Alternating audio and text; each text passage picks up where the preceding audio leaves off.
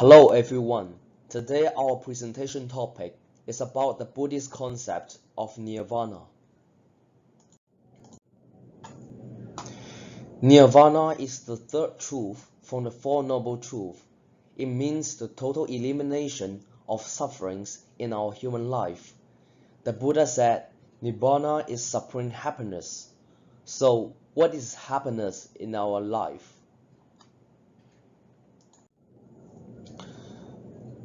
In fact, it's very difficult for us to give a definition to happiness. If we ask different people how they define happiness, they will give us different answers. It is because happiness is basically a psychological experience enjoyed by each person individually and mentally. Some may feel happy when drinking coffee, while some may feel happy when buying luxurious products. It is just our personal feelings, which is very subjective.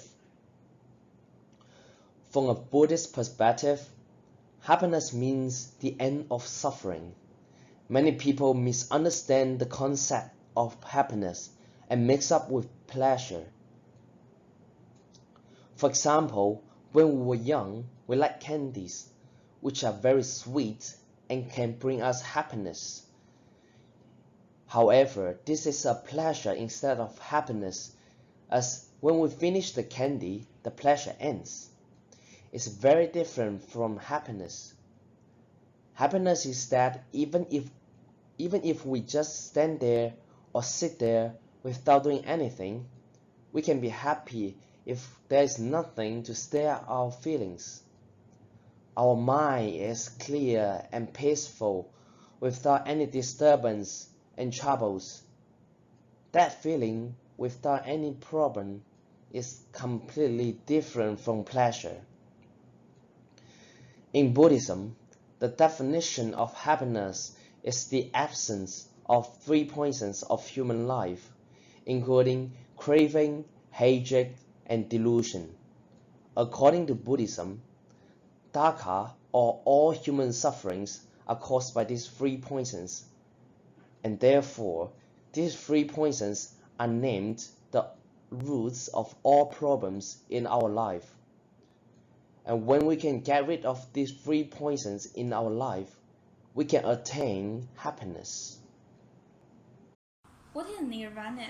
According to the history, the Nirvana comes from the original word nir plus va, which means to blow. So how does it mean by to blow, and how does it relate it to our human beings? It indicates the elimination of the fire, including lust, hatred, and delusion, which these three elements are regarded as the main cause of suffering. When you finally put down the flame, the result is that you get your mind free. Nirvana is the absence of these three elements about extinguishing the fire of suffering. However, Nirvana is not the absence of a real-life case. For instance, when you attend a course, when everyone argues with each other and you feel so exhausted, and then when conference is finally over, you go out and enter into a place with birds singing and vivid flowers. Although there still exists images and sounds, you just feel victory and peace. Why the Buddhist studies emphasize the fire going out instead of being put out is largely due to the fact that nirvana can only derive from within, which means you need to experience on your own. That perfectly explains the recorded conversation when once a monk asked Buddha the term nirvana and he responded, unspeakable. Nirvana is the ground of being, the substance of all that is. For instance, a wave doesn't need to make sacrifice to become water. The wave is indeed already water. If you know how to touch the waves, you know how to touch the water. If you know how to use the tool of impermanence and non-self to touch reality, you feel nirvana in the here and now. Due to the future unspeakable, sometimes Buddha use negative definition to avoid misconception and attachment. Nirvana is extinction of all notions. Extinction is not only a state of absence of sorrow and absence of desire. Literally, it is bliss. For instance, 1,000 years ago, one master educated his student to attain the state of no birth and no death. We assume birth is a notion from nothing to something, while death is a notion from something to nothing. However, in the Buddhist world, there is no birth and death. For example, when you look at this paper, you think there must be a time for it to become a paper. But thinking it twice before it was born, was it nothing? It must have been here in different forms, such as a growing up tree or the earth. Once Kong faced with one question, what was your face before your parents were born? He answered, literally, we were already in the here and now in many forms from the past to the future. Just like I mentioned above, to touch the water, you have to touch the waves. If you touch the world of birth and death in depth, you comprehend the world where existed no birth and death at all. So based on the definition, how can we have a thorough comprehension of Nirvana? Basically, we can understand Nirvana from 5 different aspects, which are knowledge, psychology, morality, experience, and ultimate reality. From the view of knowledge, Nirvana is the highest level of wisdom, and it is also defined as the attainment of knowledge.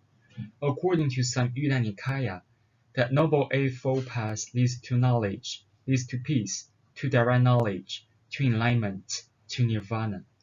In this passage, the attainment of knowledge is regarded as a crucial step towards nirvana. As mentioned before, the ultimate cause of our sufferings, or say dukkha, is ignorance. Regarding that, in order to eliminate sufferings and approach nirvana, one has to attain knowledge. Furthermore, since nirvana is a state of thorough absence of sufferings, it represents the highest level of knowledge. So, what is the content of this highest level of knowledge? According to the Buddha's saying, the highest level of knowledge is 5 aggregates of grasping. Regarding that, the 5 aggregates represent the totality of our experience. The highest level knowledge refers to the things as they truly are, or in other words, it is an insight into the nature of our phenomenal reality. However, different from other religions, the highest knowledge in Buddhism concept is not a higher reality, but its experience in our world. The knowledge of nirvana is a final awakening to the true nature of the world. What takes place when nirvana is attained is not a change in the nature of reality, but a change in our perspective of the nature of reality. That is why nirvana is also called enlightenment. Regarding that, the attainment of nirvana represents an intensive comprehension of the things that they truly are. One has attained nirvana must have awareness of it. Namely, it is the self-knowing of one's attainment. As for from the psychological point of view, nirvana is the highest level of emancipation, and it is also a state of perfect mental health. Negative emotions are a restriction of individual psychological freedom. So when a person attains nirvana, all the harmful elements in the mind are removed. The mind is pure and healthy, and it is full of universal love, compassion, kindness, sympathy, understanding, and tolerance. Just as the Buddha said, one can enjoy the freedom from mental illness only if he or she are free from mental defilements. Let's understand nirvana from other perspective. So from the moral point of view, nirvana is the highest level of moral perfection, as it's the highest form of cultivation of morality. So the term for ethics or morality used in Buddhism is sila. As we know, the Noble Eightfold Path is the path of Buddhist practice leading to nirvana. So sila is one of 3 sections of Noble Eightfold Path. The division of ethical conduct including right speech, right action, and right livelihood. All these 3 are closely related to one's morality. So at the end of the practice, the person becomes a perfect person in morality as he or she naturally leads a moral life. So take right speech as example. Right speech requires no lying, no rude speech, no telling one person what another person says something bad about him. So If someone says something bad about another person, to write speech we are not supposed to tell another person. If we fail to do so, this will show that our morality is not good enough and we cannot achieve nirvana. Besides, right action means not destroying life. No stealing, no dishonest dealings, no illegitimate sexual intercourse, while right livelihood representing not making one's living through a profession that brings harm to others. So the next point of view is from the experiential point of view, nirvana is the highest level of happiness. Because all causes leading to suffering are eliminated as shown in Four Noble Truths, it's said that causes of all sufferings are self-centered desires and egocentric impulses. Therefore, it logically follows that with cessation of self-centered desires and egocentric impulses in nirvana, suffering too comes to an end and people can gain highest level of happiness. So here comes the last one from the point of ultimate reality. Nirvana is the highest truth. When one attains nirvana, one realizes the truth of life. One will understand things as they truly are, and they will know the three characteristics of life are impermanence, suffering, and no self. Now we will be discussing how to achieve nirvana. As mentioned before, the 5 factors of nirvana are experience, mental health, ethics, liberation of the mind, and wisdom. Above all is the morality. Since we understand the components of nirvana, we will further discuss how to achieve it. First, we look at 2 different types of nirvana. One is the nirvana with residue left, and one is nirvana with no residue left. Nirvana with residue left refers to someone still possesses unimpaired 5 senses, by which he can still experience the physical pain and pleasure. Nirvana with residue left refers to one has abandoned their physical body and reached the final stage. The latter type of nirvana has only been experienced by the Amida Buddha. Next, we will discuss some methods to achieve it. First is to practice the 3 trainings, which is the wisdom, concentration, and morality. Second is to follow the Noble Eightfold Path. This gives us a clearer instruction on how to live our lives. By following the Noble Eightfold Path, we can set up a standard in our heart to measure our conduct and thus become a better person. Third is to obey the 5 precepts. These 5 precepts tell us what not to do in a negative narration, but still urge us to achieve not only personal cultivation, but also harmony of the society. At last, we will present some rituals that can help achieve nirvana. In Chinese Buddhism, the most common one is the confessional ritual. Participants will confess their zui in the public. The participant's successful meditation of Kong reduces zui through giving up all attachments and delusions. This can help achieve nirvana because it lessens the cause of suffering. Death rituals are also common in daily practice. During the intermediate existence, the ritual master will recite the ritual text as well as the name of Amida Buddha to help transfer the merit and therefore help achieve nirvana, to get rid of the obstacles. Meditation is also a useful ritual to help reflect and understand the teaching of Buddha to obtain enlightenment. During this ritual process, we can observe 3 stages. One is a stage of pollution, and a process of purification, and finally, the stage of purity. So far, we have discussed about some basic ideas of nirvana. However, as we know that it's hard to use human language to explain this state of mind, so sometimes people might have some misunderstanding on it. The first misunderstanding is that nirvana is absolute. Let's go back to one key principle of Buddhist teaching. Buddhist theory of dependent arising states that everything in the world are interrelated and interdependent. So there's nothing permanent or unrelated. And this also applies to nirvana. Nirvana is relative, impermanent, and therefore it's not absolute. Another misunderstanding is that nirvana is a result. Some people might consider nirvana as a result of extinction of craving, hatred, and delusion. However, this is not true. Imagine that nirvana is a mountain, and the ways to attain nirvana, for example, practice Buddhism through meditation and studying Dharma, is like the route leading to the mountain. Although you don't follow the routes, and even though there is no route, the mountain is still there, and nirvana still exists. You can't say that the mountain is a result of the route, and similarly, you can't say nirvana is a result of something.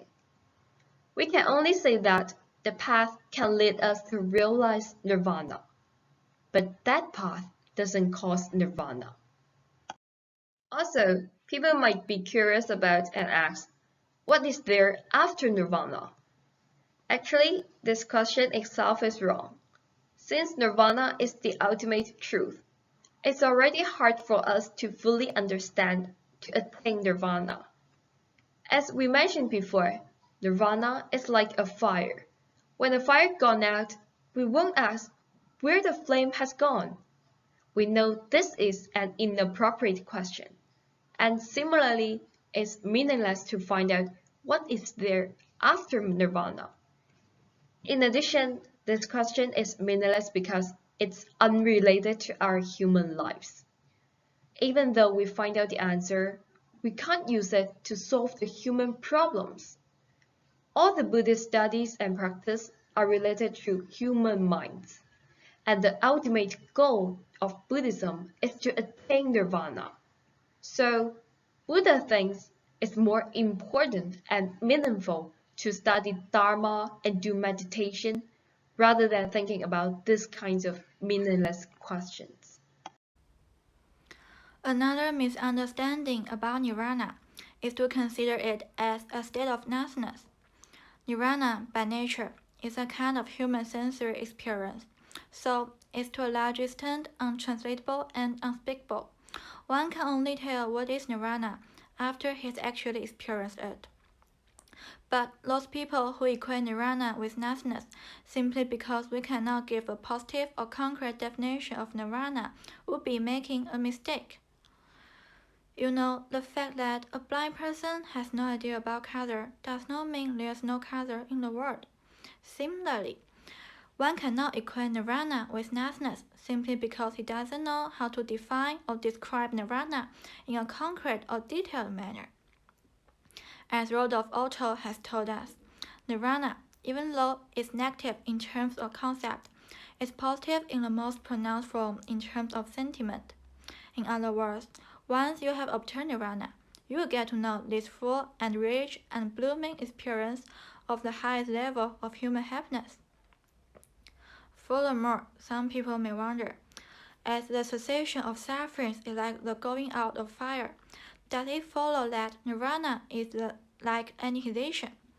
Annihilation, in general, refers to the total destruction of an object, but to obtain nirvana, there's nothing to be annihilated except the three poisons, craving, hatred, and delusion. And this absolutely does not amount to a total annihilation, as nirvana is never the cessation of being or the cessation of human existence. In addition, another dangerous misunderstanding about nirvana is to regard nirvana as similar to death, which usually leads people to consider Buddhism as a negative and life-denying religion, and must also be corrected. There are two different conceptions about death. First, death may be understood as the end of physical body, but nirvana, being the supreme level of happiness, is never in conflict with the existence of one's physical body, as one can obtain nirvana in this very life. Obtaining nirvana only brings about a change in one's mentality, while his physical existence and outside appearance will remain the same. Second, there's a materialistic conception about death, which believes that everything ends with death. But this will again be making the same mistake as regarding nirvana as in total annihilation, and must also be wrong, as we have discussed above. The final comment standing toward nirvana is that some may say nirvana is a selfish goal because it only cares about one's own salvation. Well, that's not true. A person who attains nirvana would acquire true wisdom, which include two things. The first one is the insight into the reality. Basically, you will know everything about how this world operates. The second is you will have compassion to all creatures. You will understand all their pain and sufferings. Then the compassion you have will drive you to use your wisdom and insight to preach all the creatures in the most suitable and skillful way. A perfect example is Buddha himself. After attaining nirvana, instead of hiding his knowledge and experience, he chose to teach all his gain to the world. That's not selfish. Instead, it's totally selfless.